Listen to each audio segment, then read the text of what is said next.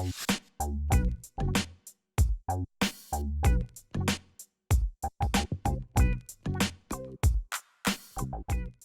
everybody, Daniel here. Welcome back to Apologetics 101. Today we're dealing with the question, is evil evidence against God? Is evil evidence against God? Skeptic Bart Ehrman stated this.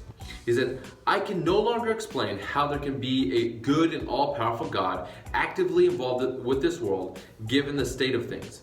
I have now lost my faith altogether. I no longer go to church, no longer believe, no longer consider myself a Christian. So you see what he wrestled with when he saw the nature and the reality of evil in the world around him.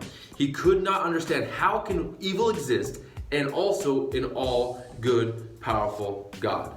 This is not a new question. You go all the way back to 240 AD. You have a philosopher by the name of Epicurus. He stated it like this. He kind of brought this question together like this. He said, if God is willing to prevent evil, but not able, then is he all powerful?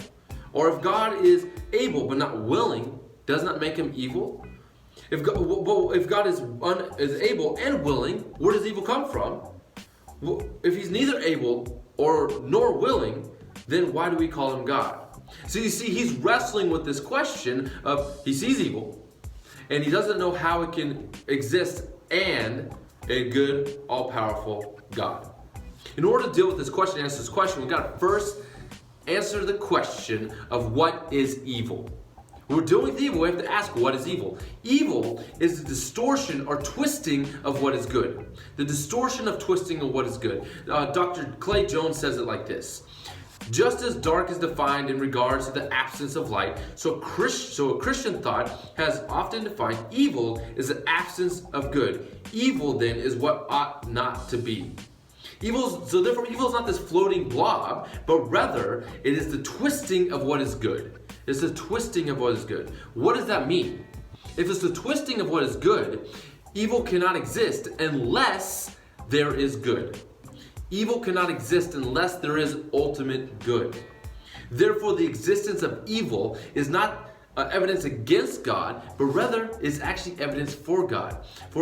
For without God, who is the source of ultimate good, there would be no such thing as evil. C.S. Lewis understood this when he stated this. He said, my argument against God was that the universe seems so cruel and unjust. But how have I got the idea of this just and unjust? A man does not call a line crooked unless he has some idea of a straight one.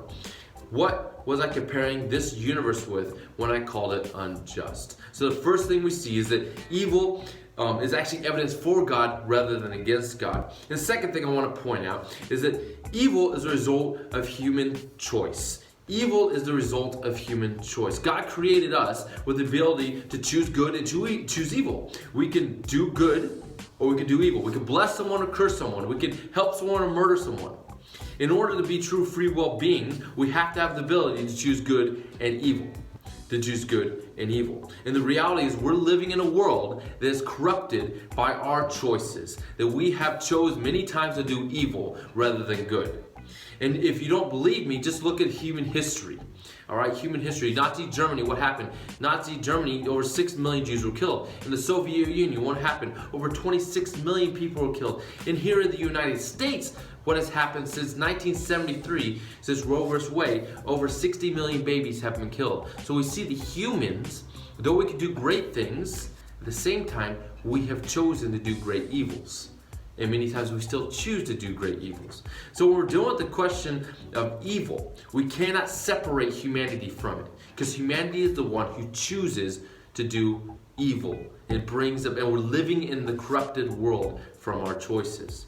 So the better question, when we're asking how can evil exist and God exist, the better way of putting it is, why does God still allow humanity to exist? Why does God still allow humanity to exist? Evil is not evidence against God, but actually evidence for God, because there would be no such thing with evil if there was no such thing as God. We know there is such thing as evil, therefore it is evidence for God. And so again, evil and suffering exists because God allows humanity to exist.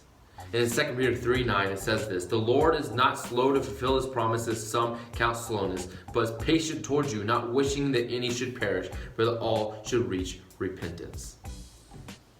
So evil and suffering is not evidence against God, but actually evidence for God.